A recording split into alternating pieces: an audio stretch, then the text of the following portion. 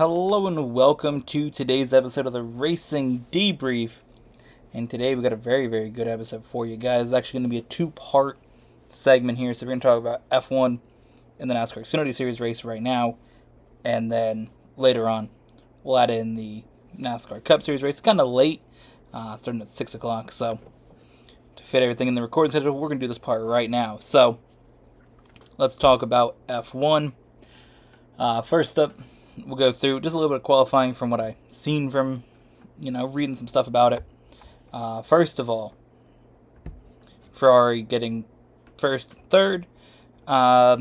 They did break the limit for what you should be going, or the minimum lap time. They did break that, but being it's Ferrari and being it's Italy, they were not given a penalty for it. So, kind of interesting. I mean, if you set a rule, you should probably follow it, but, Ferrari lives outside of that.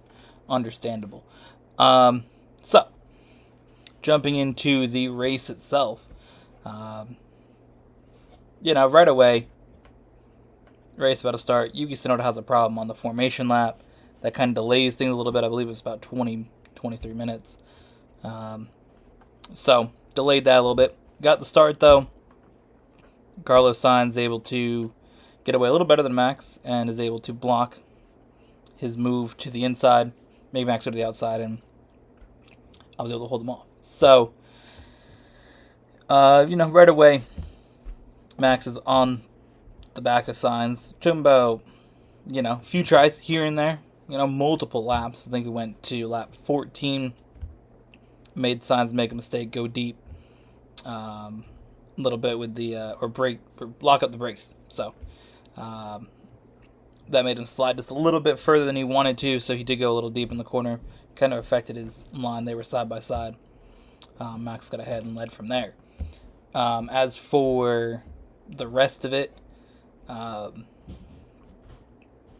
lot of action throughout the field between multiple drivers. I mean, you had Lewis Hamilton and Oscar Piastri come together. Piastri and Norris, they came together. You had some of the other back of the field guys doing their things. But towards the end, you had the Ferraris. They were coming together. Came close a few times. I definitely thought, Ferraris are going to take each other out. They didn't, but just a lot of contact there at the field. A lot of turn one incidents there. Going through it, kind of missing the, the turn there. Missing that corner. Breaking into it. I mean, you had George Russell as well. He had some issues there. Sainz and Paris trying to get by Sainz a few times. That caused some issues in that spot. So, a lot of different incidents in that first spot. A few penalties. I believe Piastri, Hamilton, and Russell all got penalties. Hamilton's was for collision with Piastri for a little further down the track. But throughout it all, Max came through with the win, breaking the Monza curse. It's been there for a few years. I believe it started in 2019. Whoever won the next year did not win and had a DNF. So that was finally broken by Max. Of course, we had Charles Leclerc win in 2019, DNF in 2020. Pierre Gasly winning in 2020, DNF in 2021. 2021, Daniel Ricciardo winning a DNF in 2022. So Max won in 2022. People were like, ooh, we're going to get the Monza curse for Max. He was able to break. He did have some slight issues with the car towards the end. I'm not really sure what. But did have a few little things that just came up with the car. So he did slow down a little bit. I haven't seen anything of what it was. I haven't really gone online after watching the race. But, yeah, just overall, 10 wins in a row is, I don't know how to, explain how awesome that is and how, what that moment, seeing that is like. Seeing your favorite driver, your favorite team with that success is fun. It's really cool. I've enjoyed it really in these last year and a half since Red Bull really took over in 2022 as the dominant team. It's just been cool. It's been exciting. I know people, maybe saying it's boring, but 2019 I started watching F1. It was definitely the opposite end, where Mercedes dominated 2019. They dominated 2020. They had the better car in 2021. So it's nice to be in the spot of watching them win. Yeah, so that's just cool. Max getting 10 in a row, team with 15. So, yeah, just insane. Insane racing, insane stats, and I love it. The fact that Max got to the 10,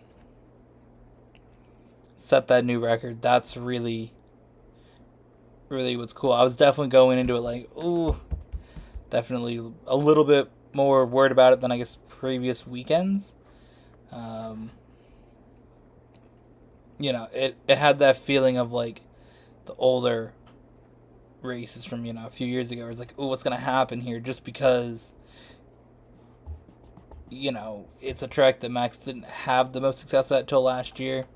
And I don't know. It's just a different situation, when you're going for that record, going for that win. It was interesting, I guess. But, yeah, I was definitely a little nervous at the start. But once they got going, Max made that pass, I was like, okay, we're in a good spot here. So, yeah. I liked the race. I thought it was action throughout the field.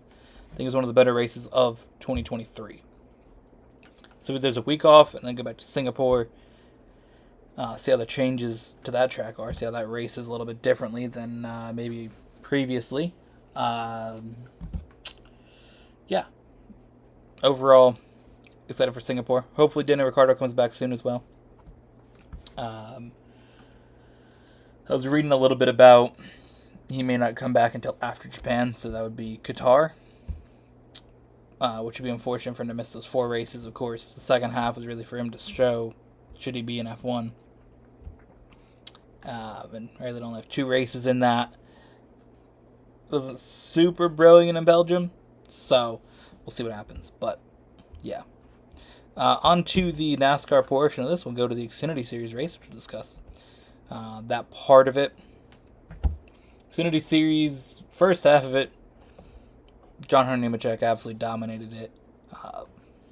Easily the fastest out there.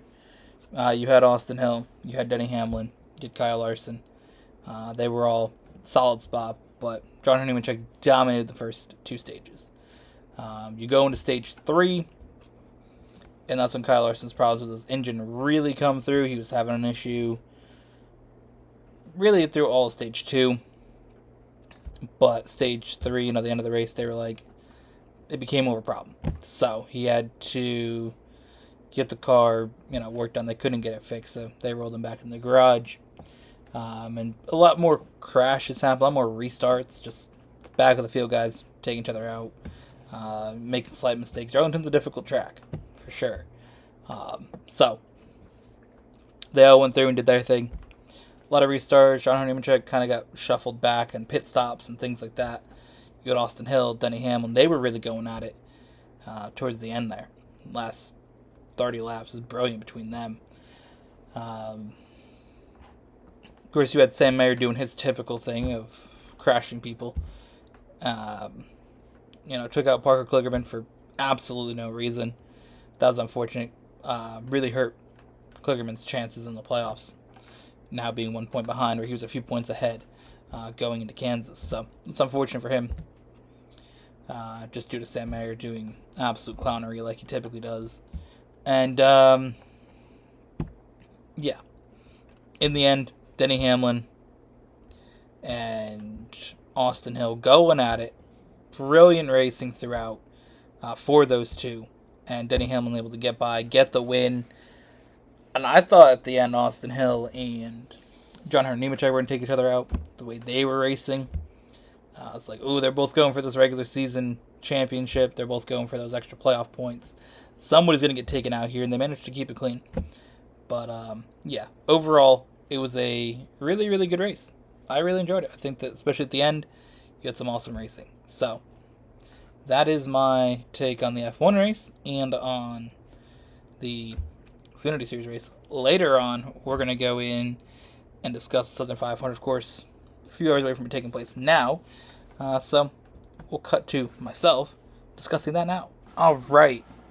Southern 500. What a race. Where do we even begin?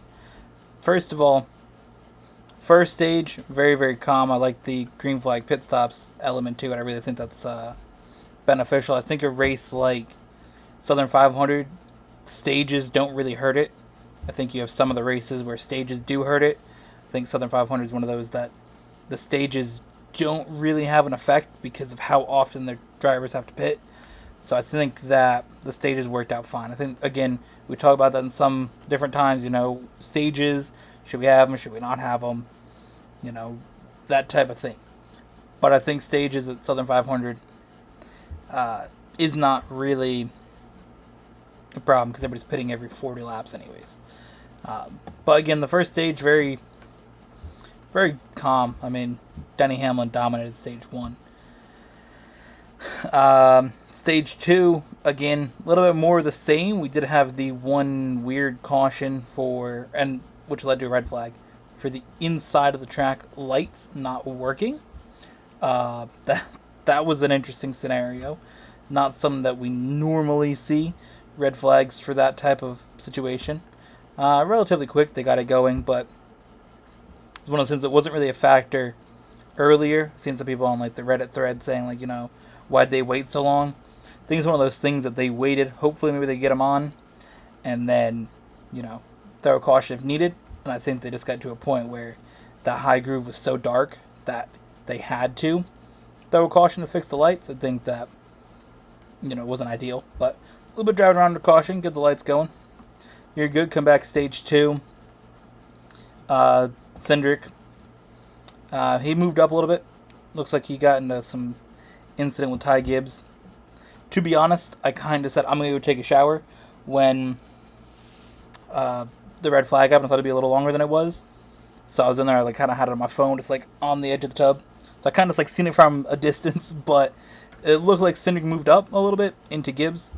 And then Denny Hamlin won stage 2. Going into stage 3, things got a little bit more chaotic.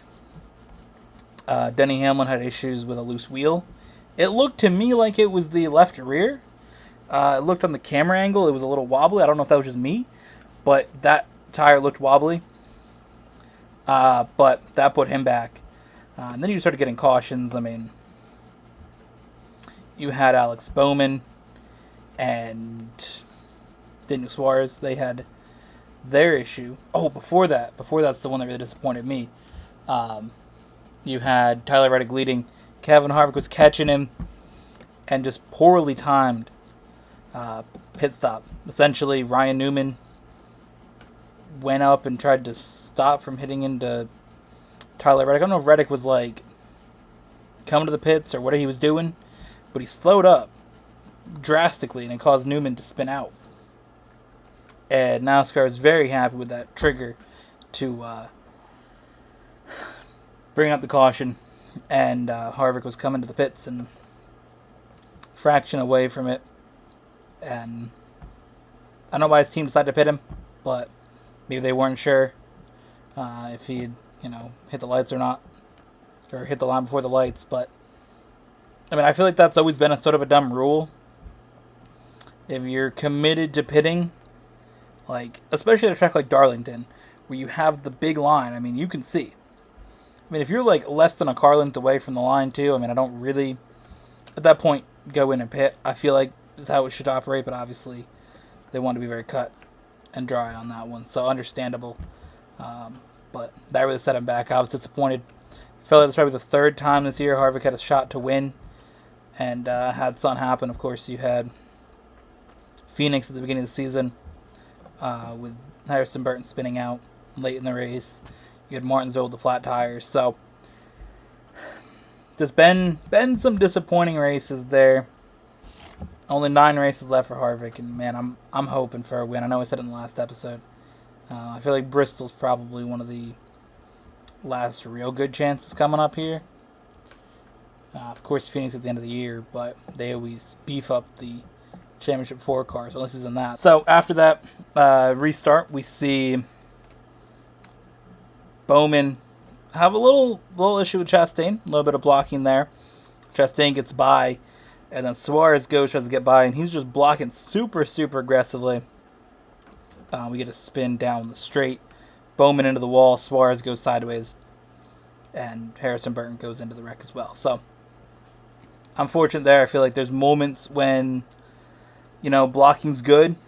I'm not against it, but there comes a point when blocking gets to be too aggressive, and I think that's one of those moments that we see blocking just way too aggressive. I don't think that Bowman needed to be there, and I think that, whether he blocked and took himself out or Suarez did take him out, I'm not sure. It's hard to tell.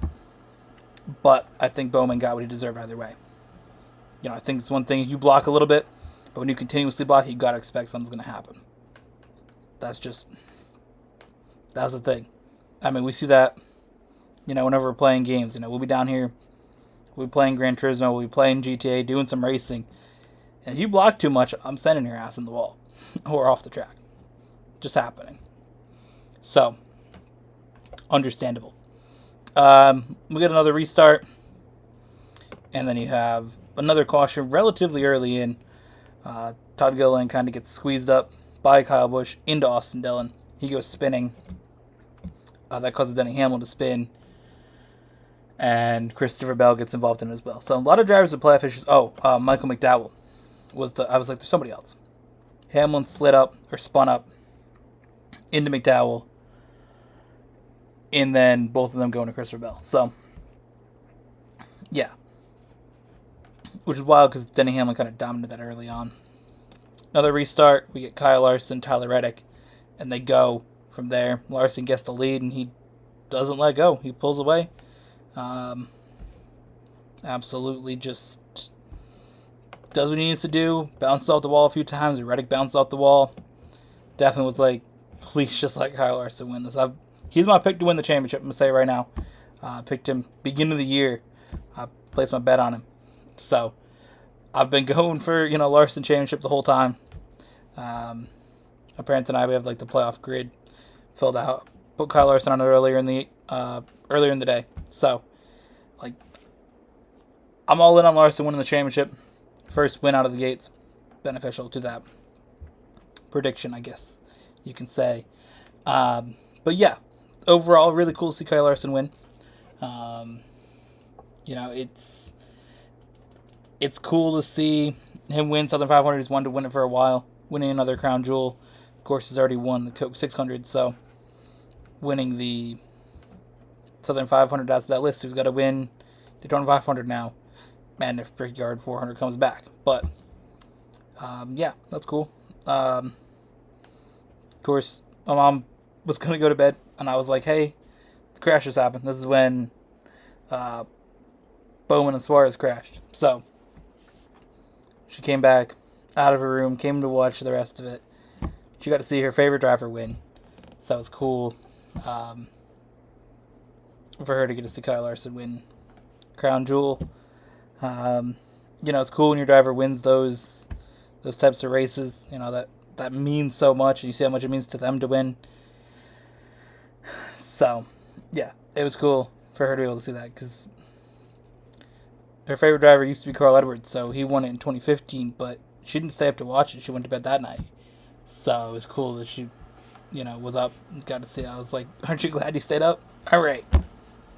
So that's going to do it for today's episode of the Racing Debrief. I believe next week should be an off week for F1. Then they go to Singapore in 2 weeks. And then next week we have NASCAR in Kansas. Should be a triple header. So we'll see you guys in the Racing Debrief next week.